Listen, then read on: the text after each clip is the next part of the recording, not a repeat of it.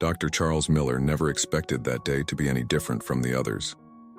The morning began with the same routine: black coffee, a glance at the headlines on his tablet, and a quiet breakfast in the sprawling kitchen of his luxurious mansion. The house, with its pristine marble floors and floor-to-ceiling windows, reflected the pinnacle of his success. He was a man who had it all: prestige, wealth, recognition. Yet, beneath the polished exterior, there was a hollowness he rarely acknowledged. As he sorted through the usual stack of mail, a handwritten envelope caught his attention. It was unusual, not the standard printed correspondence he typically received. The envelope was plain, no return address, and the handwriting was delicate, almost hesitant. A strange sense of unease washed over him as he tore it open, unfolding the thin sheet of paper inside. The name Sarah at the top stopped him cold. His heart lurched.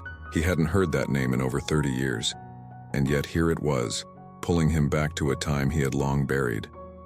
The letter was short, but its contents were enough to send a jolt through his carefully constructed world. "Charles, I'm dying. If you can, come see me. I don't have much time left." He sat there frozen, staring at the words as they blurred before his eyes.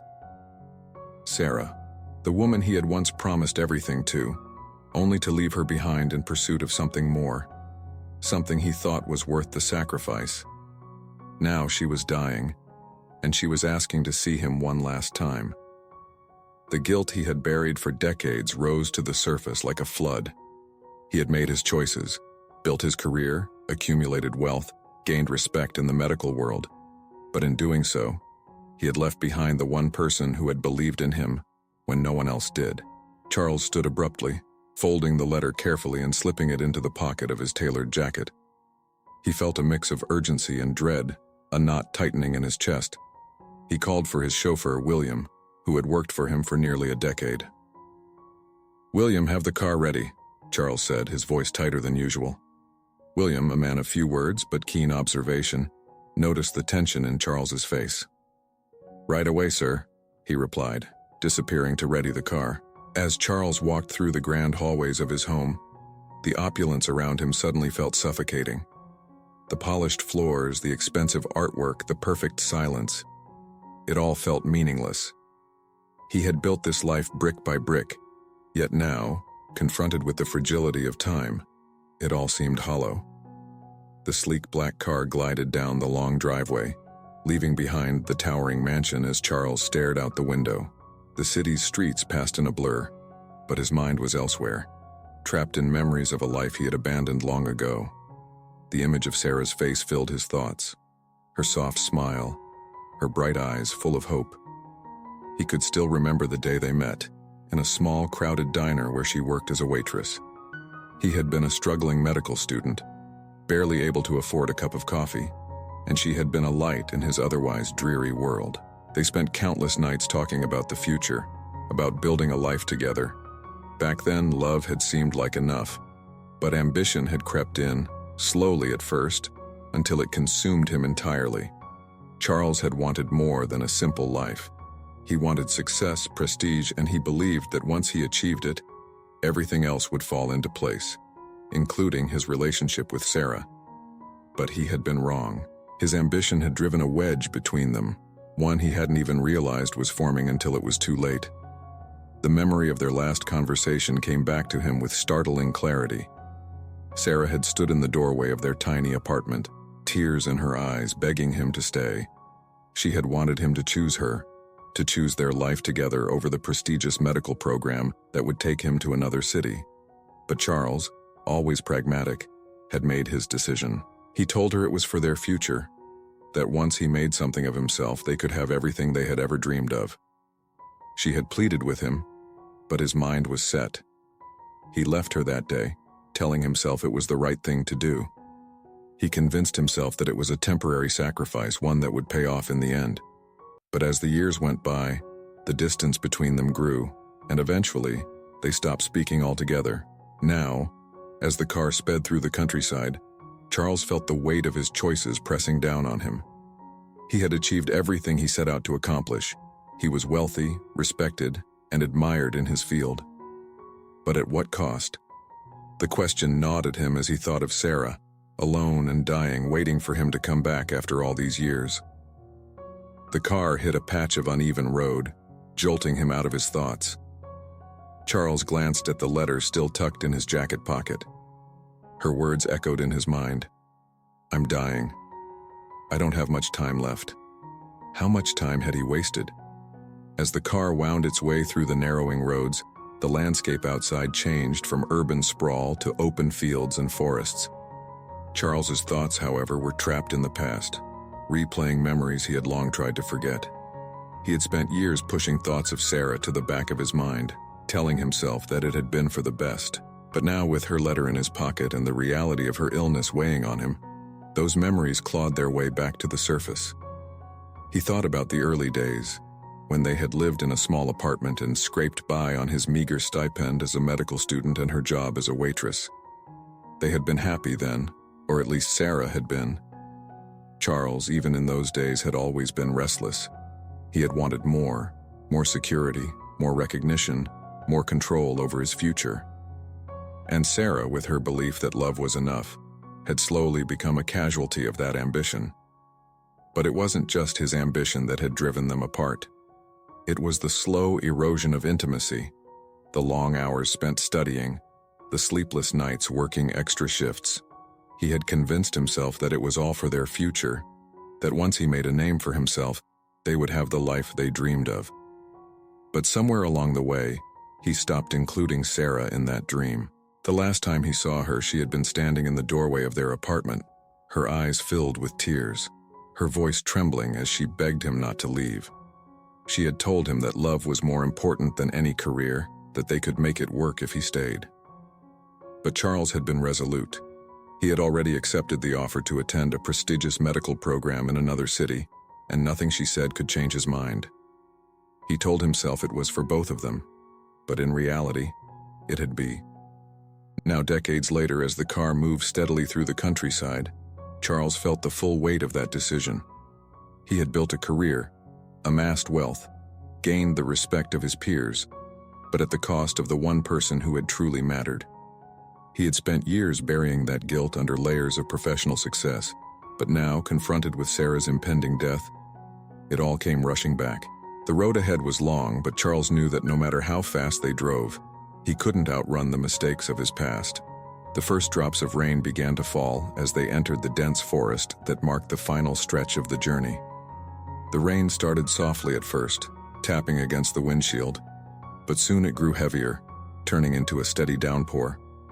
William, ever composed, slowed the car to adjust to the worsening conditions. "It's going to be a bit slower, sir," William said, his eyes focused on the road ahead.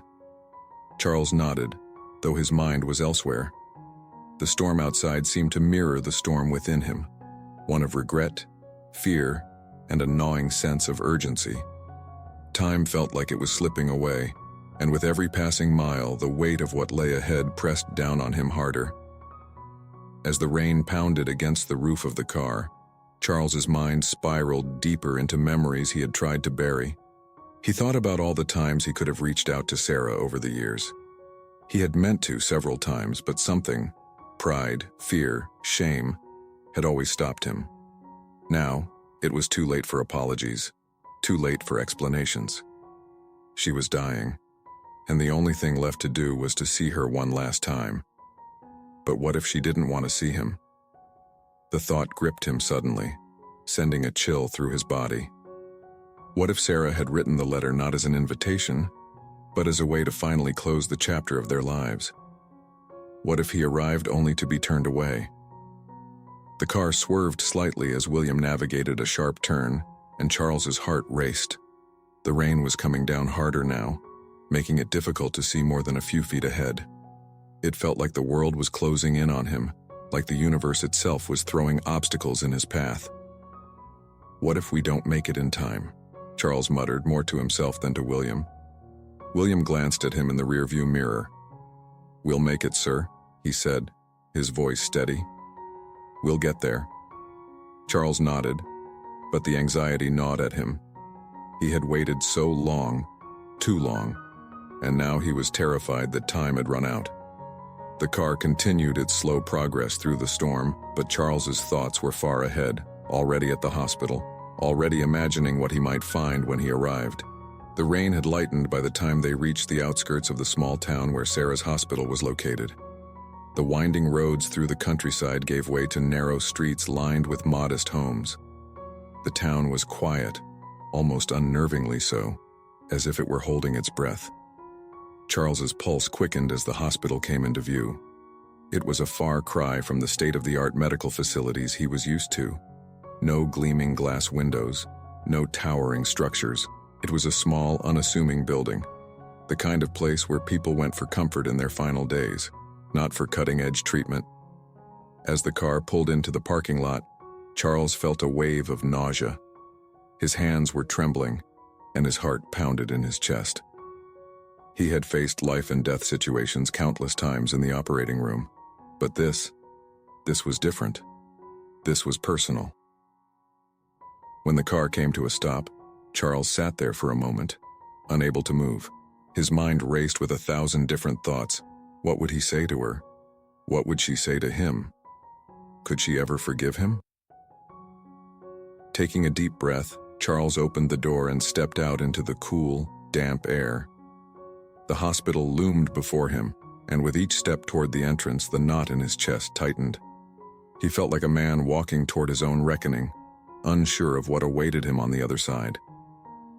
The hospital's interior was as quiet as the town outside. The sterile smell of disinfectant filled the air, and the fluorescent lights cast a pale glow over the empty hallway. Charles approached the reception desk, his hands still trembling.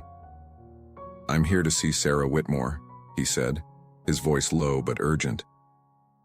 The nurse behind the desk looked up, her expression softening with recognition of the name.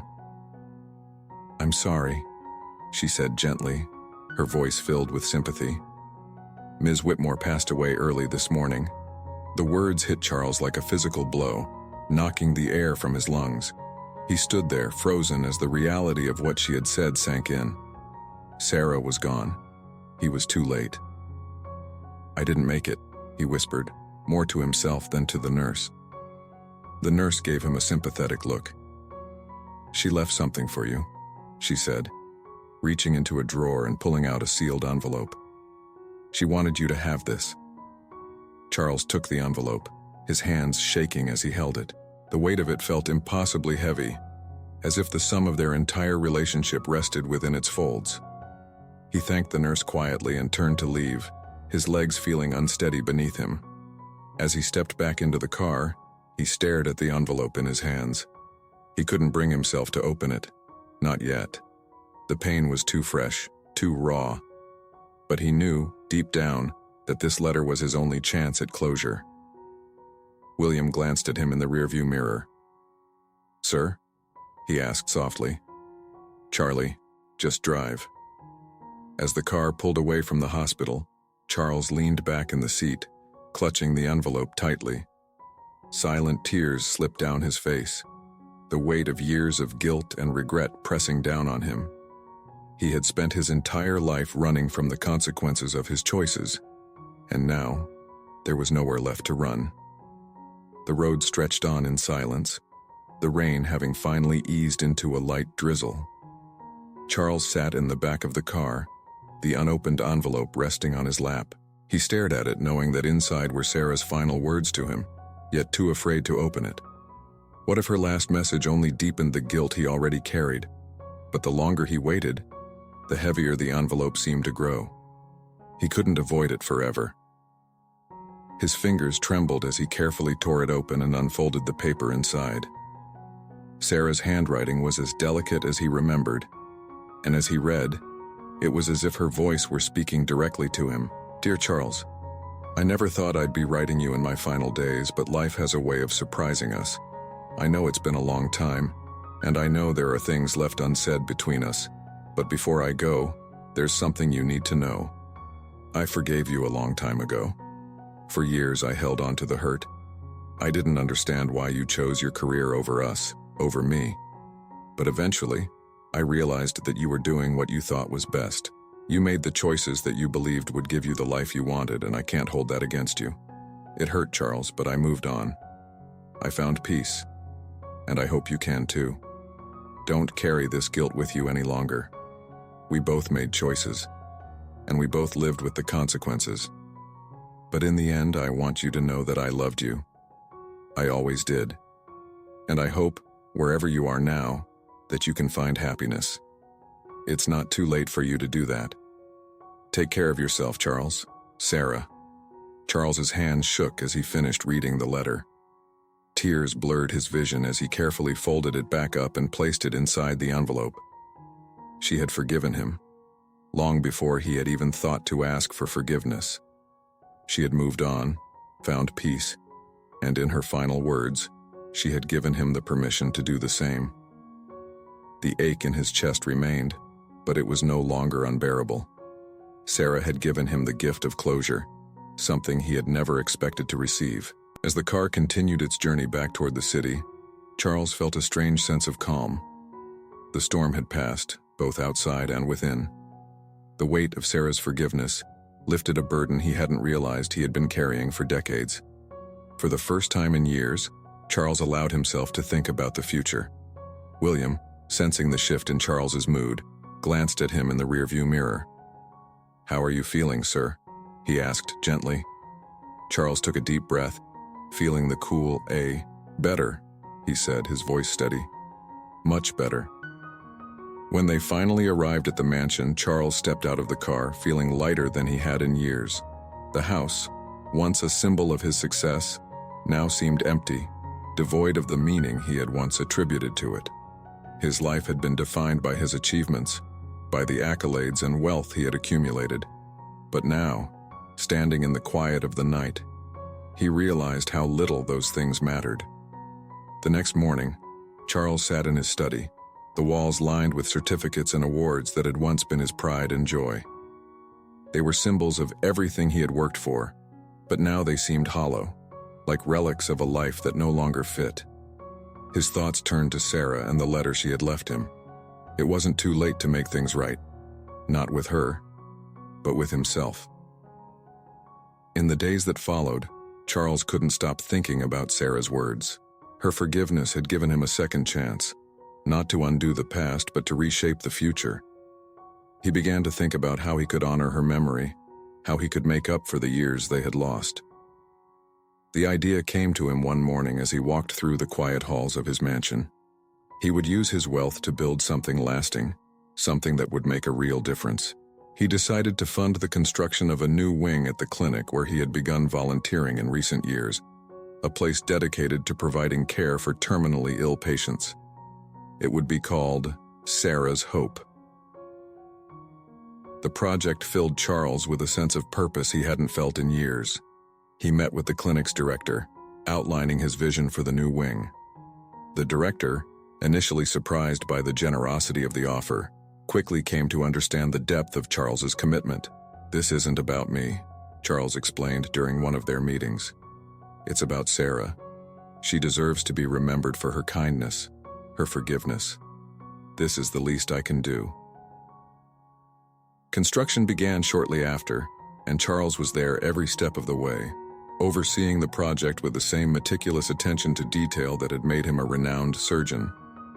But this time, the stakes felt different. This wasn't about building a legacy for himself. It was about honoring Sarah's memory in a way that truly mattered. When the wing was finally completed, Charles stood in front of the building, his heart swelling with pride. The plaque bearing Sarah's name gleamed in the sunlight, and as he ran his fingers over the engraved letters, he felt a deep sense of closure. This was his way of giving back, of making amends for the choices he had made all those years ago. The opening of Sarah's Hope marked a turning point in Charles's life. The wing quickly became a place of comfort and care for patients in their final days, and Charles found himself spending more and more time there, not just as a benefactor, but as a volunteer. He got to know the patients, listened to their stories, and offered them whatever comfort he could. It was in these quiet moments, sitting by the bedside of someone facing their last days, that Charles finally understood the true meaning. Sarah had forgiven him, and now, through this wing, Her legacy was living on, offering comfort and peace to others. One afternoon, Charles sat with a woman named Margaret, a patient who had come to the clinic for end-of-life care. Margaret had no family, and in many ways her story reminded Charles of Sarah's. Over the weeks they had formed a quiet bond, and their conversations often turned to life, regrets, and the importance of letting go. "Do you think it's possible to find peace after all, Dee?" Margaret asked softly, her voice frail but steady. Charles nodded, his heart heavy with the memories of his own journey. "Yes," he said quietly. "It's never too late to find peace, but you have to let go of the things that are holding you back." Margaret smiled faintly, her eyes filled with gratitude. "I've spent so much time being angry," she said. "But now, I just want to find peace." "You will," Charles said gently. "You've already taken the first step." As he sat there, holding Margaret's hand, Charles felt a deep sense of fulfillment. He had spent so many years chasing success, but it was here, in this quiet clinic, that he had finally found what truly mattered. As the months passed, Charles's life continued to evolve. The clinic became his second home, and he dedicated himself to ensuring that Sarah's hope thrived. But even as the wing flourished, Charles knew there was still more he wanted to do. He began thinking about the future, not just for himself but for the next generation of doctors. He realized that the lessons he had learned too late in life, the importance of compassion, empathy, and human connection, needed to be passed on. That's when the idea for the Sarah Whitmore Compassionate Care Scholarship was born. Charles wanted to create a fund that would support medical students who were committed to providing not only medical care, but emotional support to their patients. It would be a way to ensure that Sarah's legacy of kindness and forgiveness lived on. The scholarship was announced at a small ceremony at the clinic, with Charles in attendance. As he watched the young recipients accept their awards, he felt a deep sense of pride. These students represented the future, one that valued compassion above all else. For Charles, this was the true legacy he wanted to leave behind. Not the wealth, not the accolades, but the impact he could have on the lives of others. Through the clinic, through the scholarship, and through the memories of Sarah, he had finally found a way to make amends for the choices he had made. In the years that followed, Charles continued to dedicate his life to the clinic, to the patients who passed through its doors, and to the students who received the scholarship in Sarah's name. He found solace in knowing that his work was making a difference, that Sarah's memory was living on in the lives of the people he touched. He had spent so many years running from his past, but now, in the quiet moments of reflection, he realized that peace had found him. It had taken decades, and the forgiveness of a woman he had wronged. But Charles had finally learned the most important lesson of all. It wasn't too late to find happiness. It wasn't too late to make things right. And as Charles stood in front of Sarah's hope, watching the sun set behind the trees, he knew that he had done just that. Thank you for watching. If you enjoyed this emotional ride, make sure to subscribe for more inspiring stories that will captivate your heart and soul. We love hearing your thoughts, so drop a comment below. Let me know how this story resonated with you. Your comments fuel the next story, and who knows, your feedback might be the spark for our next tale.